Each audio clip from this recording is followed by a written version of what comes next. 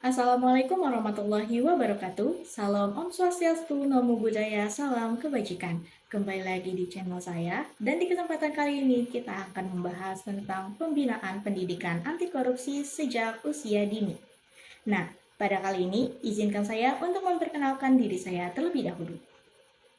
Perkenalkan, nama saya Putri Zafira Yusra Hayati Lubis, seorang siswi kelas 11 yang bersekolah di Mandua, Kota Bogor, Provinsi Jawa Barat.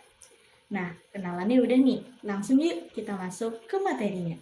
Yang pertama, bagaimana definisi dan dampak dari korupsi?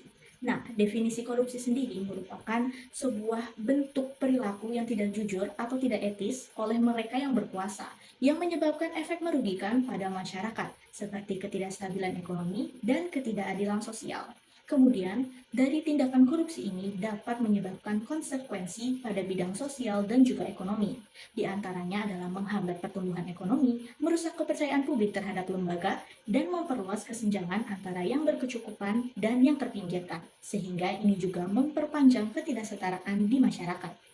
Nah, setelah itu, apa saja akar-akar dari penyebab korupsi ini? Mari kita perhatikan slide berikutnya.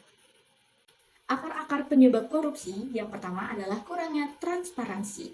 Di sini, ketika lembaga kurang transparan, hal ini dapat menciptakan lingkungan yang kondusif untuk praktik korupsi, di mana mereka merasa bahwa tidak ada pengawasan publik yang meminta pertanggungjawaban atas segala sesuatu yang mereka lakukan. Kemudian, yang kedua adalah penyalahgunaan kekuasaan. Korupsi sering sekali berasal dari penyalahgunaan kekuasaan, di mana individu lebih memprioritaskan keuntungan pribadi daripada kesejahteraan masyarakat itu sendiri, sehingga menyebabkan keruntuhan standar etika. Yang ketiga adalah kerangka hukum yang lemah. Kerangka hukum dan mekanisme penegakan hukum yang tidak memadai memberikan celah bagi kegiatan korupsi ini berkembang, memperpanjang budaya impunitas, dan hal ini merupakan hal yang cukup miris di dampak masyarakat kita. Kemudian, mari kita beralih ke dampak-dampak apa saja yang bisa diterima atau yang bisa dilihat oleh masyarakat. Yang pertama, tentunya adanya erosi kepercayaan, di mana korupsi yang meluas menggerus kepercayaan publik terhadap pemerintah dan juga lembaga, sehingga menghambat koneksi sosial dan menghambat kemajuan dari lingkungan masyarakat itu sendiri.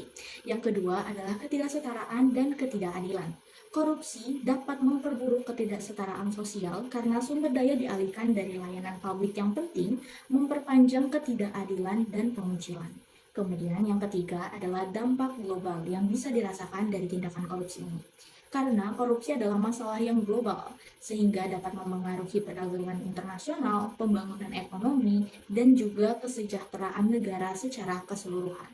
Lalu, kira-kira apa sih pentingnya pendidikan anti korupsi untuk anak-anak usia dini? Pertama-tama, mari kita lihat bagaimana paparan awal terhadap nilai-nilai anti korupsi.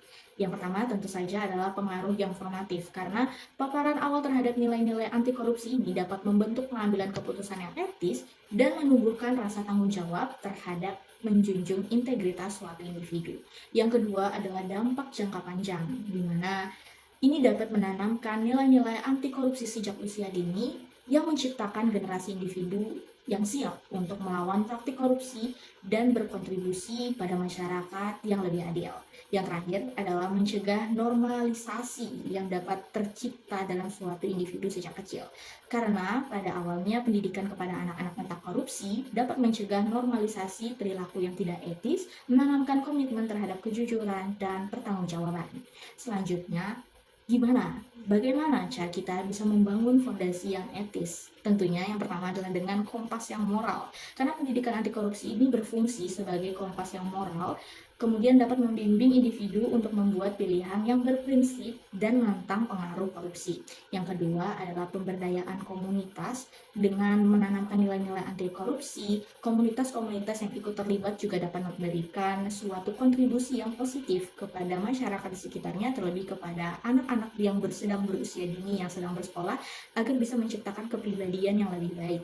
Selanjutnya adalah berkontribusi pada pembangunan yang berkelanjutan, karena pendidikan anti korupsi adalah bagian integral dan pembangunan berkelanjutan, karena menciptakan budaya transparansi dan pertanggungjawaban yang penting itu sangat berharga untuk kemajuan dari suatu bangsa itu sendiri. Lalu selanjutnya, apa sih peran dalam membentuk pemimpin masa depan? Tentunya adalah integritas dari kepemimpinan sejak usia ini, mendorong tata kelola yang baik, dan juga membangun kewarganegaraan global yang berkomitmen untuk selalu berperilaku etis. Selanjutnya, apa nih strategi yang bisa kita lakukan agar dapat menanamkan nilai-nilai anti korupsi? Mari kita lihat di slide berikutnya. Strategi yang pertama tentu saja datang dari dunia pendidikan karena kita memiliki poin tentang integrasi kurikulum, pembelajaran interaktif, dan juga kemitraan dengan pendidik. Karena dunia pendidikan ini dinilai sebagai suatu langkah awal di mana seorang generasi muda menempa kehidupannya untuk pembentukan kepribadian untuk menempuh masa depan nanti. Dan yang kedua adalah keterlibatan keluarga dan komunitas, karena keterlibatan orang tua komunitas ini dapat memberikan panutan dan bimbingan kepada anak-anak yang berada di sekeliling mereka. Kemudian yang ketiga adalah pemanfaatan teknologi dan media. Ini merupakan hal yang sudah menjadi biasa dan dianggap modern untuk anak-anak zaman sekarang, sehingga bisa dimanfaatkan sebagai sumber daya digital, literasi media, dan juga advokasi pemuda.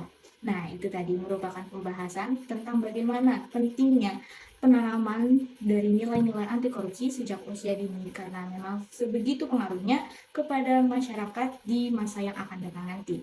Nah, itu tadi penjelasan dari saya. Sekian dan terima kasih. Wassalamualaikum warahmatullahi wabarakatuh.